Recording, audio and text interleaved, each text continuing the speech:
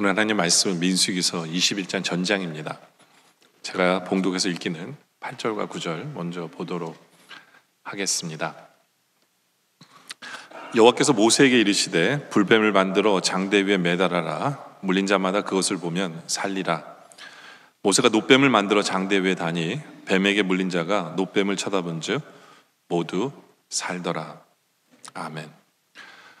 오늘 말씀 우리가 너무나도 잘 아는 사건이죠. 그렇죠? 또 이스라엘 백성들은 또 원망하다가 하나님께서 이번에는 불뱀을 보내셔서 물려 죽는 일이 발생을 하게 되어집니다. 근데 많은 분들이 잘 모르는 게 뭐냐면 왜 원망했을까요? 뭐 때문에 원망했을까요?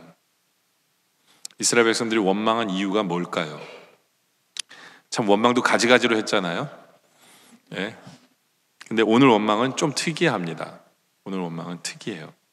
그걸 알기 위해서는 1절부터 오늘 말씀을 저희가 봐야 되는데요.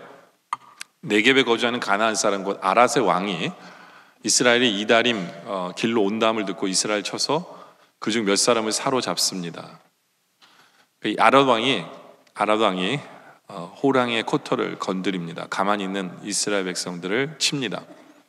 그래서 이스라엘 백성들이 하나님께 기도하죠. 2절에 이스라엘이 여호와께 서원하여 이르되 주께서 만일 이 백성을 내 손에 넘기시면 내가 그들의 성읍을 다 멸하리이다. 하나님이 그 기도에 들으셔서 여호와께서 이스라엘의 목소리를 들으시고 가나안 사람을 그들의 손에 넘기심에 그들과 그들의 성읍을 다 멸하니라. 그러므로 그곳 이름을 호르마라 합니다. 그러니까 이스라엘 백성들이 원망하기 직전에 전쟁에서 승리를 합니다. 한 나라를 멸망시킵니다. 큰일을 한 거예요. 그런데 갑자기 4절에 가서 백성이 호르산에서 출발하여 홍해길을 따라 에돔 땅을 우회하려 하였다가 길로 말미암아 백성의 마음이 상합니다. 이게 원망하는 이유예요. 원망하는 이유예요. 근데 원망하는 이유가 타이밍이 굉장히 이상합니다. 타이밍이. 왜 타이밍이 이상하냐면요. 이스라엘 백성들은 원래 에돔 땅을 가로질러서 가나안 땅으로 가고 싶었어요. 근데 에돔 왕이 막았거든요. 그래서 할 수 없이 돌아가게 됐어요. 근데 이 돌아가는 이 사건이 언제냐면 민수기 20장에 지금 21장 보고 있거든요.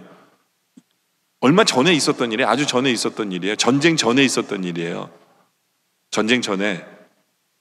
그게 민수기 20장 17절에 나온 스토리거든요. 청하건대 우리에게 당신의 땅을 지나가게 하소서라고 에돔 왕에게 이야기를 했더니 그리고 이야기를 합니다. 우리가 밭으로나 포도는 지나가지 않고요. 우물물도 마시지 않고 왕의 큰 길로만 지나가고 당신의 지경에서 나가기까지 왼쪽으로나 오른쪽으로나 치우치지 아니하리니 지나가기만 해달라는 거예요. 손에 끼치지 않을 테니까 지나가기만 해달라.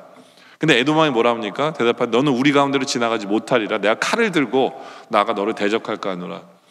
그래서 에돔 왕이 이같이 이스라엘의 그 영토로 지나가면 용납하지 아니하므로 이스라엘이 그들에게서 돌이켜서 할 수 없이 뺑 돌아서 가나안을 들어갑니다. 굉장히 먼 거리였어요. 근데 중요한 건 뭐냐면 이때 이들이 원망 안 해요. 이때 이스라엘 백성이 원망 안 하고 돌아가요. 돌아가다가 아람 왕을 딱 만났거든요. 그래서 전쟁에서 승리를 해요. 그리고 전쟁에서 승리하고 나니까 그러고 나서 마음이 상한 거예요. 그래서 하나님께 원망을 해요. 참 원망도 가지가지죠. 아니 원망하는 타이밍도 맞출 줄 모르고 뒤늦은 원망이에요. 근데 이들의 원망은 왜 그랬을까요? 어떤 원망일까요? 이들의 원망은 어떤 원망이냐면 전쟁을 해보니까 해볼만 한 거예요. 네? 해보니까 우리가 이기네. 그럼 그때 에돔도 뭐 했으면 돼요? 싸워서 이기면 됐을 걸 괜히 지금 돌아가고 있네. 하나님 왜 그때 우리 돌아가게 하시지? 이런 이상한 심리인 거예요. 이상한 심리요. 예? 근데 하나님 왜 돌아가게 하셨냐면 하나님 뜻이 있으세요. 하나님 다 이유가 있으세요. 7절에 너는 에돔 사람을 미워하지 말라는 거예요. 왜요? 그는 내 형제이기 때문에. 이 야곱의 형의 이름이 에서거든요. 그 에서의 민족의 에서의 자손들이에요. 그러니까 형제지간이에요. 친척이에요. 그래서 하나님이 야 형제들끼리 싸우지 마라. 그러니까 싸움을 금했기 때문에 돌아가는 거거든요. 돌아가는 거예요. 근데 이들은 하나님을 원망해요. 그러니까 이들의 심리가 뭐냐면 하나님 무조건 내 편만 들어줘야 돼. 그리고 딴 사람은, 나를 방해하는 사람은 내 형제고 뭐고 없어야 돼요. 예? 그게 이들의 심리예요. 그래서 이들이 하나님을 원망합니다. 그래서 5절에 백성이 하나님과 모세를 원망하되, 근데 원망하는 이유가 여기 이제 나오는데, 어찌하여 우리를 애굽에서 인도하여내요 이 광야에서 죽게 하는가? 이곳에는 먹을 것도 없고 물도 없고 우리 마음에 이 하찮은 음식을 싫어하노라 하며 하나님을 긁기로 작정을 했어요. 하나님을 화나게 만들려고 작정한 이 멘트입니다, 이게요. 그러니까 하나님이 어떻게 하십니까? 6절에 여호와께서 불뱀들을 백성 중에 보내 백성을 물게 하심으로 이스라엘 백성 중에 죽은 자가 많게 되어집니다. 근데 우리 하나님 참, 우리가 감사해야 될 게 뭐냐면 그 과정 속에서도 하나님은 은혜를 베푸신 하나님이에요. 왜냐하면 7절에 백성이 모세에게 이르러 말하되 우리가 여호와와 당신을 향하여 원망함으로 범죄하였사오니 여호와께 기도하여 이 뱀들 우리에게 떠나게 하소서. 그러니까 모세가 백성을 위해 기도하니까 하나님 들어주세요 또. 그래서 여호와께서 모세에게 이르시되 불뱀을 만들어, 그러니까 노수로 불뱀을 만드는 거예요. 장대 위에 매달아 물린 자마다 그것을 보면 살리라 해서 그것을 보는 사람마다 하나님께서 살려주시는 사건이 이 노뱀에 대한 사건입니다. 그래서 우리가 이걸 좀 더 노뱀이 우리에게 주는 교훈을 좀 더 깊이 한번 들어가 보기를 원합니다. 첫째는 뭐냐면요, 우리에게 주는 교훈은 원망하지 말고 근데 좀 더 적극적인 마음으로 살라는 거예요. 적극적인 삶. 이게 무슨 얘기냐? 아니나 다를까 이스라엘은 또 원망합니다. 그래서 불뱀에게 물리죠. 근데 지난주에도 설교가 뭐예요? 원망하지 말라는 거잖아요. 많은 우리 순장님들이 보낸 기도 제목 보니까 순원들의 설교를 들으시고 기도 제목이 생겼더라고요. 뭐냐, 원망하지 않게 해달라고 많은 기도 제목이 써 있더라고요. 감사하죠. 예? 근데 여러분들 어떠세요? 원망하지 말게 해달라고 기도했는데 원망을 덜 하게 됩니까? 원망을 덜 하게 되셨어요? 더 원망을 많이 하는 것 같지 않으세요? 옛날에는 아무 생각 없이 원망했는데 이제 원망하지 말아야 하니까 이제 보여지는 거야. 내가 원망하는 게 보여지는 거죠. 그래서 나는 변하지도 않고 참 이 모양 이 꼴이구나 이렇게 생각할 수가 있는데, 원망하지 말아야지 하는 것 가지고 이게 되는 게 아니에요. 가만 보니까 저는 이제 설교하는 사람으로서 또 원망하지 말래네, 또 이 설교 해야 되나 이런 이제 좀 마음이 있었어요. 그리고 마음속으로는 나는 원망도 잘 안 하는데 또 원망하지 말라는 설교를 해야 되나 이런 마음을 갖고 있었는데, 하나님께서 이렇게 책을 보면서 저한테 그런 얘기를 하시는 것 같아요. 너는 원망은 안 하는 것 같은데 감사는 안 하잖아, 그렇게 얘기하시는 것 같더라고요. 근데 그렇게 보니까 이스라엘 백성의 원망은요, 감사하지 않는 데서 오는 거였어요. 감사하지 않는 데서. 보세요, 5절에 보니까 백성이 하나님과 모세를 향하여 원망하되 어찌하여 우리를 애굽에서 인도하였네요 이 광야에서 죽게 하는 거. 그렇죠? 하나님의 인텐션은 죽게 하는 게 아니라 가나안 땅으로 보내는 거예요. 가나안 땅으로 인도하는 게 하나님의 인텐션이에요. 그죠? 그리고 먹을 게 없어요. 왜 먹을 게 없어요? 만나 주시잖아요.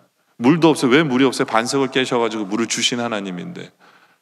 근데 이들이 바로 자기네들이 한 말에 컨트라딕트하게 자기들 말에 모순이 생긴 걸 보여주죠. 뭐라 그래요? 우리 마음이 이 하찮은 음식을 싫어한다. 먹을 건 있어요? 없어요? 있잖아요. 근데 방금 전에 먹을 거 없다 그랬잖아요. 그렇죠?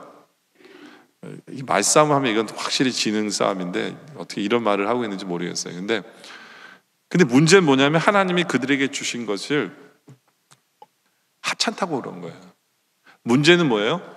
하나님 먹을 거 주셨잖아요. 그럼 감사해야 되잖아요. 광야에서 먹을 게 있어요. 이건 대단한 거예요. 사막에서 마실 물이 있어요. 이거 대단한 거예요. 어른만 60만 명이나 되는 사람이 마실 물이 있다는 건 대단한 거고요. 먹을 게 있다는 건 대단한 거예요.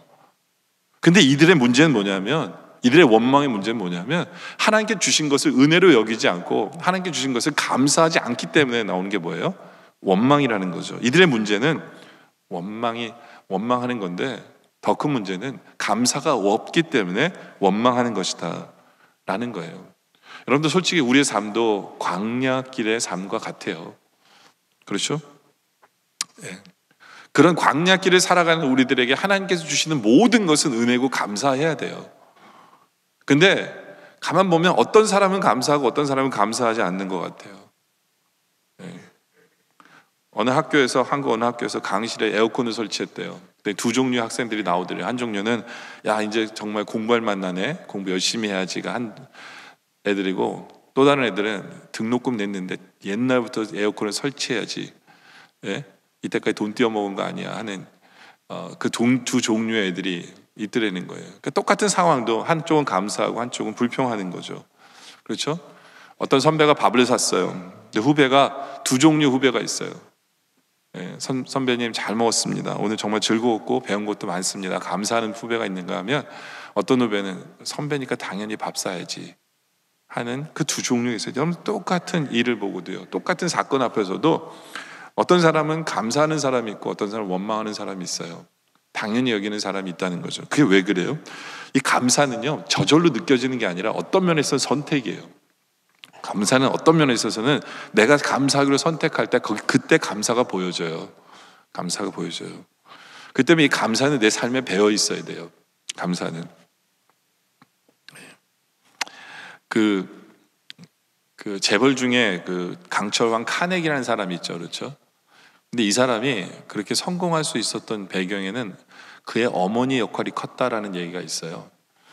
근데 그의 어머니 성품이 어땠냐면, 원래 런던에 살았거든요. 이 가정이 런던에 살 때 이웃집에 있는 그 아줌마한테, 핸더슨이라는 부인한테 20파운드를 꼬가지고 빌려가지고 미국으로 이민을 온 거예요. 카네기와 그 어머니 가족이. 근데 이 어머니는 미국 가서 갚겠다고 얘기를 하고 그 약속을 지켜요. 어떻게 지키냐면 50센트씩, 그때는 50센트도 굉장히 커요. 50센트씩 모아가지고 200불을 만듭니다. 그 당시 시세가 어떤지 모르지만 20파운드를 빌려가지고 200불을 모아서 200불을 갚은 거예요. 갚으면서 이 그 카네기 어머님이 그 사람한테 한 말이 굉장히 귀해요. 뭐라고 얘기했냐면, 좀 더 줬겠죠. 근데 그분한테 뭐라 그랬냐면, 제가 빚은 다 갚았지만 제가 받은 은혜는 제가 다 갚지 못합니다 라고 하면서 갚았어요. 아무튼 우리 한국 분은요, 돈 빌려주고 돈 받고도 욕먹는 게 그런 일이 많은데, 이 어머니는 은혜를 아는 사람이었어요. 감사할 줄 아는 사람이었어요. 카네기는 바로 그런 마음, 은혜를 알 줄 아는 마음, 감사할 줄 아는 그런 마음, 이 마음이 그의 성공에 굉장히 중요한 역할을 했다라는 거죠. 그렇죠? 감사. 여러분들, 우리는 모든 일에 감사하고 있는 사람인지를 한번 생각해 보세요. 예전에 여러분들 개국 콘서트에 보면 감사합니다라는 코너가 있었어요. 여러분들 기억나실지 모르겠는데, 거기 보면 이런 얘기가 있어요.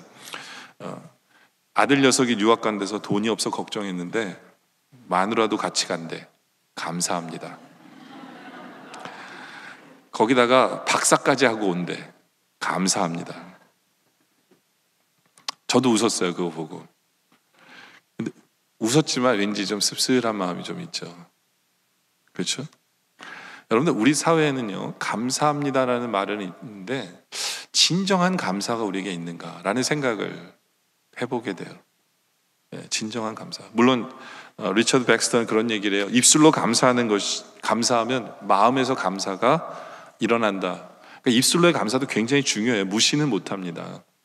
그렇지만 그 내 입술로 나오는 감사가 진정한 감사인가를 생각해 볼 필요가 있다라는 거죠. 그렇죠? 특별히 이 감사는 감사할 조건이 없을 때도 감사할 수 있는 훈련이 우리에게 되어져 있어야 돼요. 그 하박국서가 유명한 거죠. 3장 17절에 보면, 비록 무화과 나무가 무성하지 못하고 포도나무에 열매가 없으며 감람나무에 소출이 없으며 밭에 먹을 것이 없고 우리의 양이 없으며 외양간에 소가 없을지라도, 다시 말해서 이 사람은 아무것도 없는 거지라는 얘기예요. 그런데 이분이 뭐라고 고백하냐면, 나는 여호와로 말미암아 즐거워한다.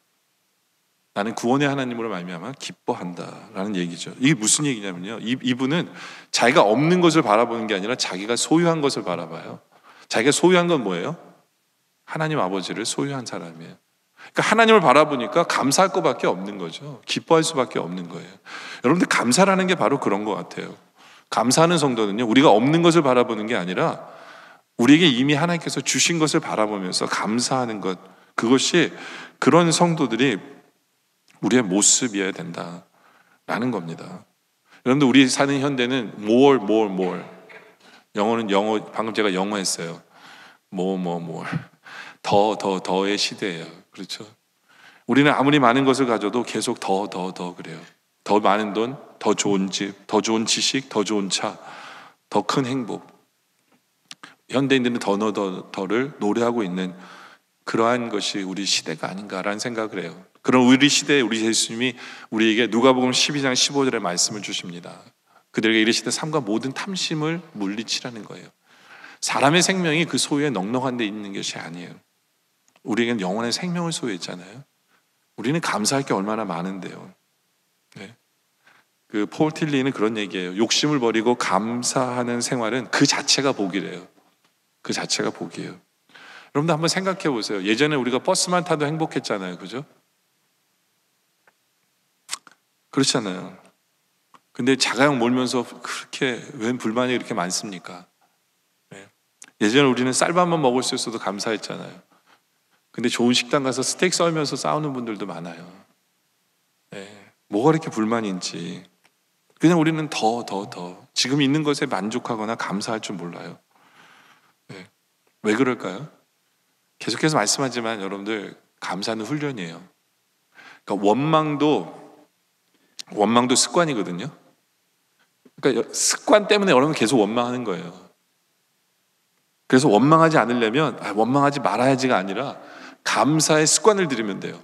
감사하는 습관을. 항상 모든 일에 내가 갖고 있는 것을 만족하고 감사하고 이런 감사의 습관을 통해서 정말 우리 하나님 앞에서 이제는 원망은 정말 떨쳐버리고 제대로 감사할 줄 아는 우리 모두가 되시기를 원합니다. 두 번째는요, 우리가 이 노뱀을 통해서 볼 수 있는 것은 십자가의 은혜를 우리가 볼 수 있게 되어집니다. 우리가 알죠. 모든 성경은 구약의 모든 사건은 바로 우리 이주 예수 그리스도를 나타내죠. 그렇죠? 근데 이 노뱀 사건만큼 우리 예수님을 더 확실하게 나타내는 부분이 별로 없어요. 네. 이스라엘 백성들이 하나님께 원망하다가 불뱀에 물리죠. 이 불뱀에 물리면 몸에 열이 되게 오른대요. 그리고 온몸이 고통스럽대요. 그러니까 무서운 독이에요. 그러다 죽어가는 거예요. 근데 불뱀에 물린 이들이 모세에게 회개하면서 하나님께 기도해달라고 요청을 합니다. 그때 하나님께서 8절에 여호와께서 모세에게 이르시되 불뱀을 만들어 장대 위에 매달아 물린 자마다 그것을 보면 산다라고 주님이 정말 뜻밖의 솔루션을 얘기해 주세요. 아니 이게 무슨 과학적으로도 말이 안 되는 걸, 그리고 더 말이 안 되는 건 지금 불뱀이 날 물렀는데 불뱀을 날 문 모양은 생긴 그 불뱀을 보면 내가 낫는데 이게 말이 됩니까? 그렇죠? 정말 믿기 어려운 이야기를 하나님이 하시는 거예요. 네? 아마 쳐다보길 거부한 여러분들 생각에는 불뱀 물린 사람들이 다 그 자리에 있어가지고 여기에서 고개만 딸락 들면 되는 걸로 생각할지 모르지만 솔직히 그건 아니었을 거예요. 아마 불뱀에 물리면 제일 먼저 어떻게 합니까? 네? 텐트 안에도 눕히겠죠. 그렇죠? 텐트 안에도 눕히겠죠. 그러니까 지금 이 사람들은 텐트마다 자기 텐트에서 뱀에 물려가지고 열이 펄펄 나면서 고통 속에서 텐트 안에 있는 거예요. 이제 모세가 어나운스 하겠죠. 나와서 이거 보면 산다. 이제 이 사람들 어떻게 해요? 그 아픈 몸을 이끌면서 나와야 돼요. 아픈 몸을 이끌면서 나와야 돼요. 나와서 쳐다봐야 돼요. 근데 이게 맥센스가 안 하니까 참 고민이 되는 사건이에요. 근데 이 사건을 받아보면서 그것을 보면서 한다는 이 사건을 요한복음에 가서 이 사건을 이렇게 해석을 하죠. 요한복음 3장 14절에 보면 모세가 광야에서 뱀을 든 것 같이 인자도 들려야 하리니 인자도 십자가에 달리신 거죠. 이는 그를 믿는 자마다 영생을 얻게 하려 합니다. 고개를 들어서 뱀을 쳐다보는 그 마음, 그것이 믿는 마음이에요. 내가 저걸 보면 산다라는 그 믿음. 믿는 자는 영생을 얻게 하려 하십니다. 그러면서 그 사건을 한마디로 뭐라고 표현합니까? 요한복음 3장 16절에 우리가 너무나 잘 아는 구절이죠. 하나님이 세상을 이처럼 사랑하사 독생자를 주셨어요. 그래서 십자가에 달려 죽게 하신 거예요. 그래서 이는 그를 믿는 자마다, 그를 쳐다보는 자마다 멸망하지 않고 영생을 얻게 하려 하십니다. 바로 이 사건을 미리 맛보게 하시려고 이 노뱀을 올리신 거죠. 장대에 올리신 거예요. 그렇다면 좀 더 구체적으로 이것은 어떠한 것을 우리에게 알려주는 걸까요? 첫째로 겸손의 예수님을 우리에게 알려주고 있습니다. 9절에 보면 모세가 노뱀을 만들어 장대 위에 다니 뱀에게 물린 자가 노뱀을 쳐다본 즉 모두 살더라 라고 얘기하죠. 왜 하나님은 하필이면 뱀의 모습을 장대 위에 달았을까요? 예? 뱀의 모습을 장대위에 달았을까? 그리고 하필이면 노수로 뱀을 만들라고 했을까요? 예, 왜 뱀의 모습일까? 여러분들, 인간은요, 아담과 하와 때 뱀의 꼬심을 받아서 죄를 짓는 그 순간 이들은 뱀에 물린 독을 소유한 사람들이 바로 인간의 모습이에요. 바로 그 뱀은 바로 그 인간을 나타냅니다. 인간을 나타내요. 근데 노뱀을 만들어서 올렸다는 것은 바로 우리 예수님께서 인간이 되심을 설명하는 거예요. 근데 불뱀과 노뱀은 다른 점이 한 가지가 있어요. 그게 뭐예요? 불뱀은 독을 소유하고 있지만 노뱀은 독이 없어요. 우리 예수님은 죄 없으신 인간이심을 우리에게 설명하는 거예요. 특별히 우리 예수님이 인간이 되셨다라는 그 내용은 낮아지심을 설명합니다. 하나님이 인간이 되신 것은 낮아지심, 겸손을 이야기해요. 특별히 노수로 만들어졌다라는 것은, 우리가 지난번에도 노은 고난을 상징한다고 얘기했죠. 근데 이 노이 그 당시에는 이 철물 중에 가장 싼 게 노이였어요. 가장 싼 노수로 만들라고 이야기한 것은 바로 인간이시지만 가장 가난하게 오신, 이 땅에서 고난받으신 그 겸손에 낮아지신 예수님을 상징하는 것입니다. 그래서 이 부분을 빌립보서 2장에 잘 설명하고 있어요. 2장에 보면 5절에 보면 이렇게 시작합니다. 너희 마음에 이 마음을 품어라. 곧 그리스도 예수의 마음인데, 그 마음이 어떤 마음이냐면요, 그는 근본 하나님의 본체시나 하나님과 동등됨을 취할 것을 여기지 아니하시는 마음이에요.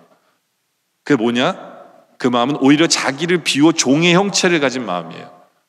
그리고 사람들과 같이 되시고 인간이 되시고 사람의 모양으로 나타나신 것, 이게 그의 마음이에요. 그 마음을 한마디로 뭐라고 하냐면 자기를 낮추신 것, 자기를 낮추신 마음, 겸손이죠. 그렇죠? 겸손의 마음이에요. 예수님이 인간이 되시고 예수님이 종이 되신 것은 겸손이에요. 자기를 낮추심이에요. 특별히 여기서 자기를 비워 그러잖아요. 자기를 비워, 그래서 우리가 정확히 알아야 될 것은 하나님의 신성을 버린 게 아니에요. 하나님의 신성을 버린 게 아니라, 비우다라는 건 버렸다는 뜻이 아니라, 네, 잠시 그 영광을 뒤로 했다는 거예요. 그러니까 그분이 하나님의 영광이고 하나님의 본체세요. 네?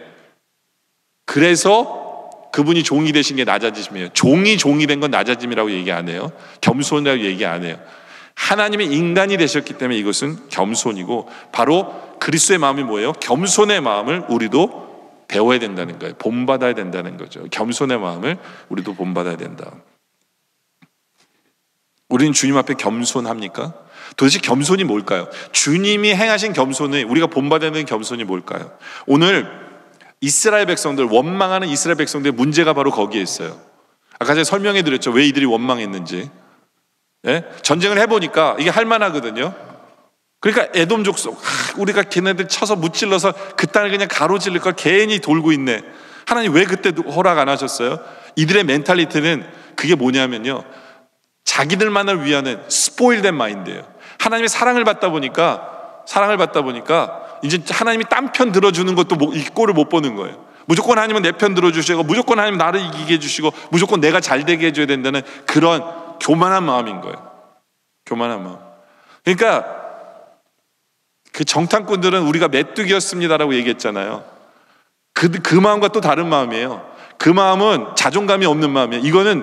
이 마음은요, 지금 이 마음은 공주병이랑 왕자병 걸린 마음이거든요. 그러니까 지가 잘난 맛에. 그러니까 여러분들, 우리가 형제를 키우는데 어떤 애한테는 부모가 사랑을 너무 많이 줘가지고 이 사랑이 스포일 돼가지고 지만 잘난 줄 아는 바로 그 모습인 거예요. 겸손이라는 건 찾아볼 수 없는 이 죄를 이들이 짓고 있는 거예요. 여러분, 우리가 하나님 앞에서 그런 성도들도 있어요. 스포일된 성도들. 인도에 수도하는 어느 성자가 길을 가다가 독수리 발톱 밑에서 벌벌 떨고 있는 생쥐를 봤어요.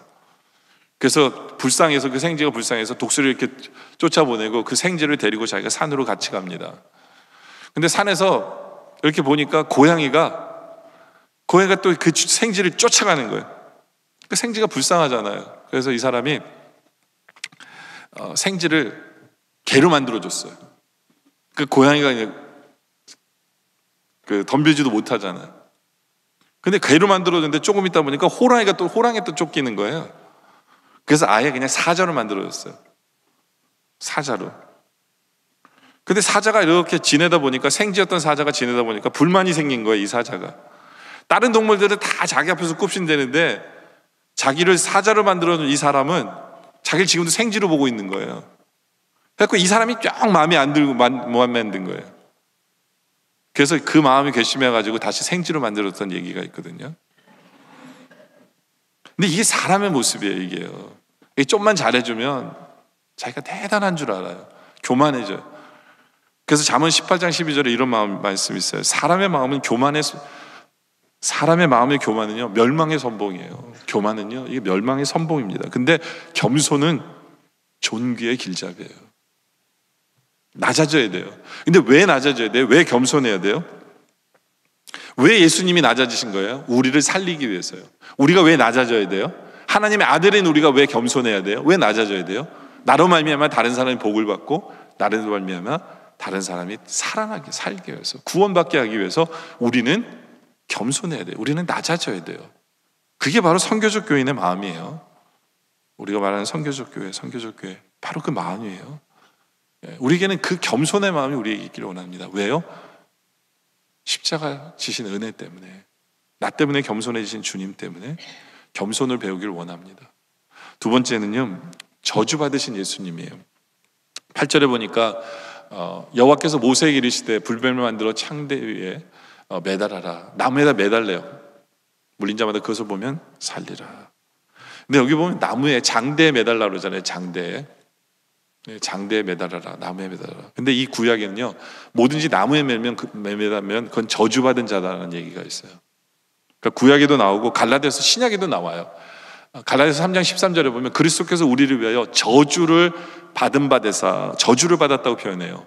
그래서 율법의 저주에서 우리를 속량하셨으니, 왜 그렇게 얘기하냐면 기록된 바, 그러니까 구약에 얘기하기를 나무에 달린 자마다 저주 아래 있는 자라고 했기 때문에. 그러니까 다시 말해서 그 놋뱀이 나무에 매달렸다는 것은 저주받으신 예수님을 나타내요.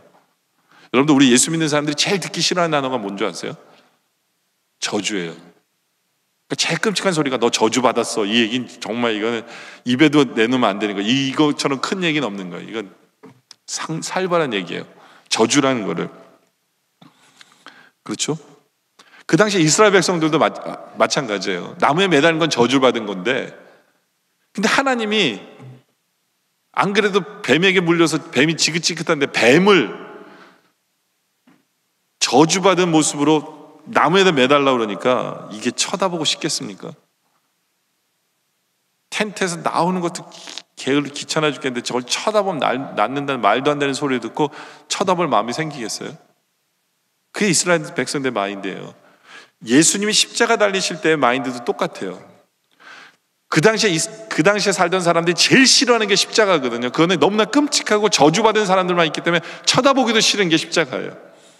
근데 예수님이 그 저주받은 십자가에 달려 죽으셨다는데, 어느 누가 그분이 우리의 구원자가 될 수 있을 거라고 누가 생각이나 했겠어요? 그렇죠? 똑같은 거예요. 그런데 그걸 바라보면, 그런데 그것을 믿으면 산다라는 거예요. 여러분, 우리가 너무너무 싫어하는 단어 저주. 근데 우리 예수님이 우리 때문에 저주 받으셨어요. 우리의 죄 때문에 저주 받으신 거예요. 우리는 그 은혜를 기억하며 살아야 돼요. 그 은혜를. 바로 그 저주 받으셨기 때문에 결국에는 세 번째, 우리를 회복시켜 주시는 예수님. 9절에 보니까 모세가 놋뱀을 만들어 장대 위에 다니 뱀에게 물린 자가 놋뱀을 쳐다보니 모두 살더라. 놀라운 구절이에요. 야, 쳐다보니까 어떻게 살아요? 쳐다보니까 살았어. 쳐다보니까. 여러분들, 신앙이라는 이 한문이요, 무슨 뜻인지 아세요? 신은 믿을 신자예요. 앙이 뭐예요?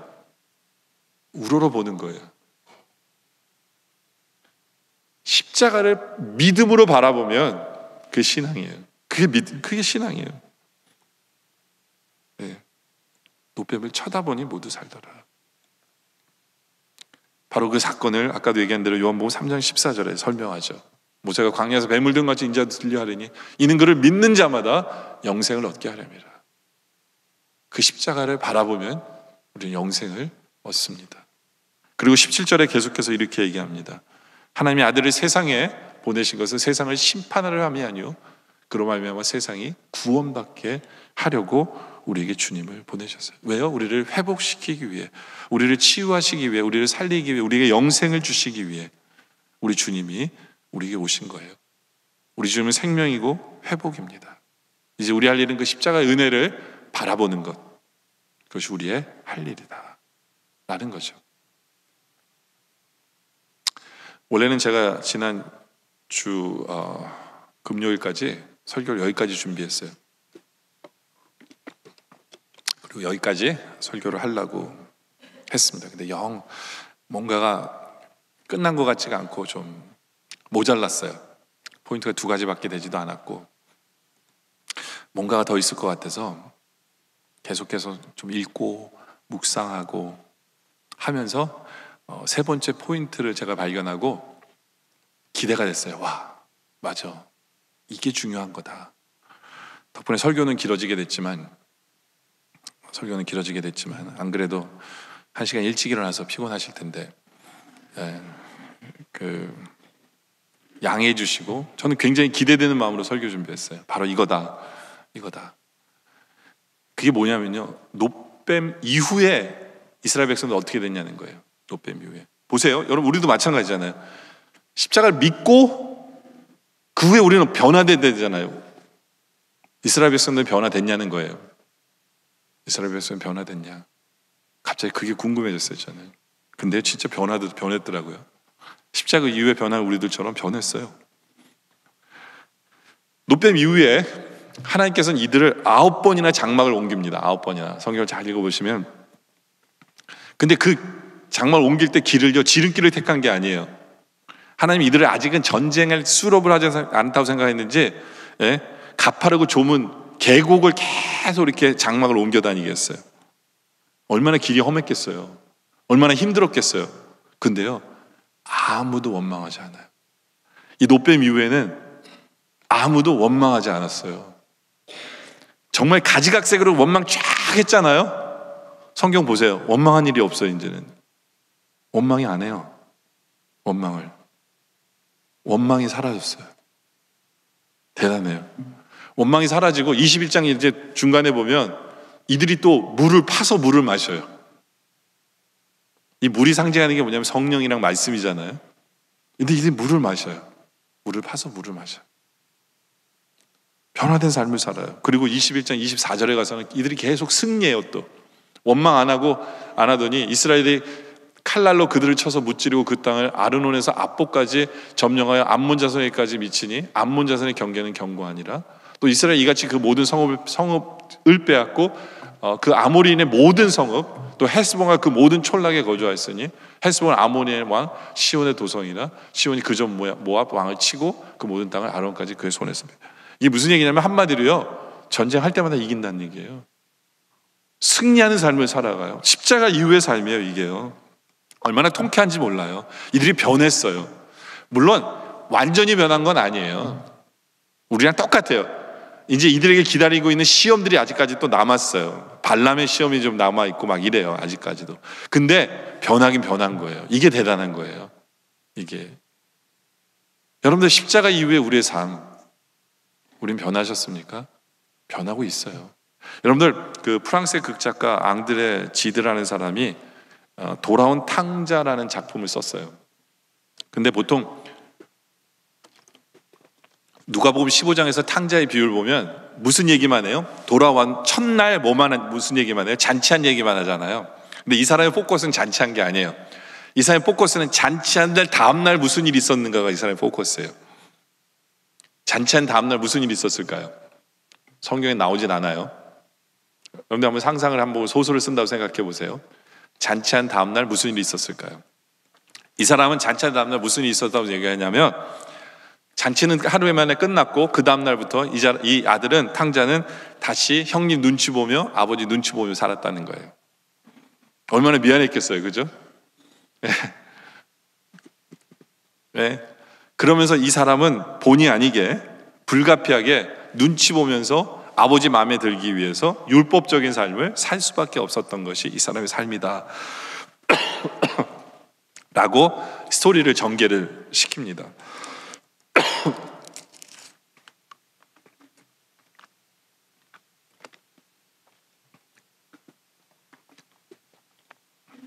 어떻게 보면 이 사람 말이 맞는 것처럼 들릴지도 몰라요. 어떻게 보면 우리의 삶을 한번 생각해 보세요. 우리의 삶을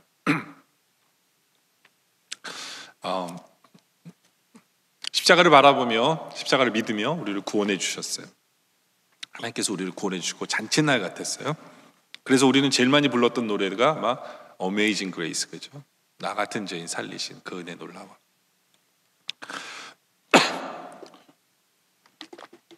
근데 요즘에도 자주 부르세요? 그 노래? 네, 아직도 구원의 감격 속에 사십니까? 네? 그건 며칠 안 가고 그 다음부터는 혹시 하나님 눈치 보며 사시는 분들 있으세요? 나를 구원해 주셨는데 나는 왜 이 모양 이 꼴일까? 네? 안타까운 분들이 있으세요? 있죠. 없으면 말이 안 되죠. 말이 안 되죠. 그렇죠? 네. 그거를 이제 율법적인 삶으로 돌아갔다라고 생각하는 사람들이 있어요. 이게요, 여러분 초대교회도 그랬어요. 초대교회가 정말 재미있는 일이 있었는데, 초대교회 역사에 보면 뭐가 재밌냐면, 이 초대교회 때 세례를 주잖아요. 그 세례를 주는 분들이 그분들한테 그런 얘기를 했어요. 뭐라고 얘기했냐면, 너 세례 받으면 한두 가지 죄만 허용을 하는 거야. 그 이상 지면 안 돼. 이러고 세례를 준 거예요. 그때 세례 받는 사람들이 가만 생각해보니까 한두 가지밖에 죄를 더 질 것 같거든요. 그래서 굉장히 많은 사람이 세례를 언제 받았냐면 죽기 전에 받았어요. 그게 두려워서. 그러니까 그런 사람들도 있었어요. 근데 한번 생각해 보세요. 탕자를 한번 생각해 보세요. 아버지의 은혜를 입었어요. 그럼 탕자는 옛날처럼 다시 율법적인 삶으로 돌아가서 아버지의 눈치 보고 형의 눈치 보며 살았을까요? 저는 그렇게 생각하지 않아요. 같은 눈치라도 똑같은 눈치가 아니에요. 그때는 자기를 위한 눈치였지만 그 은혜를 받은 다음부터 그 눈치는 어떻게 하면 아버지에게 기쁨을 드릴까에 대한 눈치예요. 그 고민이에요. 그리고 자기 스스로가 죄책감을 느끼는 건 뭐냐면, 어떤 도덕적인 게 아니라 내가 하나님 아버지로부터 은혜를 받았는데 왜 나는 아직 이 모양일까에 대한 자책감이에요. 그 자책감은 달라요. 똑같은 자책감이 아니라는 거예요. 그게 변화된 모습이에요. 자책하는 거 괜찮아요.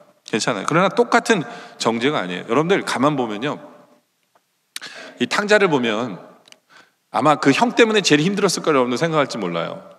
그 다음날부터. 근데 진짜 힘든 건 누구냐면요, 자기 자신 때문에 힘들어요.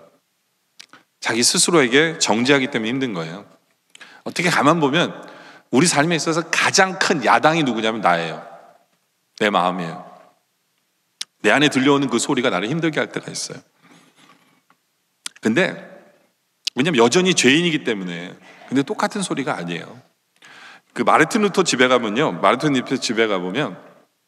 이 벽에 잉크병이 깨진 자국이 있어요. 잉크병을 던진 거예요, 마르틴 루터가. 참 성격도 괴팍하죠. 집에서 잉크병을 던지는 그런 사람이 우리가 존경하는 사람이라니, 그죠? 근데 왜 던졌는지 아세요? 종교개혁을 하다가 이게 안 돼서 던진 게 아니에요. 이 사람은 믿음으로 말미암아 구원을 얻은 후에 그 은혜를 받은 다음에 던진 거예요. 무슨 얘기인지 아세요? 은혜를 받아놓고 자기 자신이 똑같은 것 같아서 안타까워서 던진 거예요. 이 사람도 자기 자책이 있고 힘들었던 거예요. 왜 내가 이 모양 이 꼴일까? 나는 왜 아직도 변하지 않을까? 하면서 던진 거예요. 우리랑 비슷하죠. 그렇죠? 근데 이분의 그 고민은 좋은 고민이에요. 그러니까 무슨 얘기냐면, 예수 믿기 전의 고민은 이거는 불필요한 고민이에요. 그렇죠? 그냥 자기를 정죄하는 거예요. 근데 여기에서 예수를 믿은 후의 고민은 아름다운 거예요. 이 고민은 이미 변화된 아름다운 모습인 거예요. 고민의 차원이 다르기 때문에 그래요. 은혜 때문에 고민하는 건 아름다운 거예요. 갈라디아서 3장 3절에 보면 사도 바울이 그런 얘기를 해요. 너희가 이같이 어리석으나 성령으로 시작하였다가 육체로 마치겠느냐. 굉장히 귀한 얘기예요. 무슨 얘기인지 아세요? 성령으로 시작해서 은혜를 받았어요. 근데 율법적으로 변하겠느냐? 그런 게 아니라는 거예요. 우리는 은혜로 시작해서 성령으로 시작해서 우리는 성령으로 끝나는 게 우리의 삶이에요. 그러니까 우리의 고민 자체도 정말 아름다운 고민이에요. 많은 성도들이 저한테 와서 그래요. 목사님, 저는 아직도 덜 된 것 같아요. 저는 믿음도 부족하고요. 성경도 잘 모르고요. 나이롱 신자 같아요. 저한테 와서 그럽니다. 솔직히 그런 생각이 들어요. 내가 지금 뭐라고 얘기하길 원하나, 이분은? 예? 그럼 이제부터 좀 믿음 좀 키우시고요. 성경 공부도 좀 열심히 하시고요. 나이롱 대신에 방탄조끼 만드는 그런 섬유질이 되실래요? 뭐 이런 얘기를 듣기를 원하시는 건지. 근데 만약에 그분이 저한테 오셔서 그렇게 오진 않고요. 목사님, 저는요, 이제 웬만큼 된 것 같아요. 예? 저는 요즘에 말씀도 잘 읽고 기도도 잘하고요. 성경도 다 읽혀지고요. 저 성경대로 지금 살고 있는 것 같아요, 목사님. 그분이 저한테 그렇게 오신다면 솔직히 그분한테 바라는 그 성을 가진 그 향기가 나는 것 같아요. 바리새인. 그 바리새인이죠.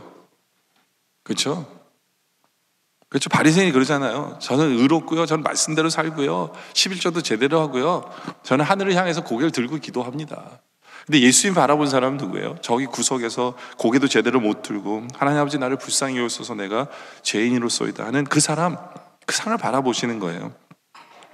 제가 여러분들 말씀드리고 싶은 게 뭐냐면요, 여러분들 은혜를 받았는데 내가 아직 변하지 않은 것처럼 안타까우세요?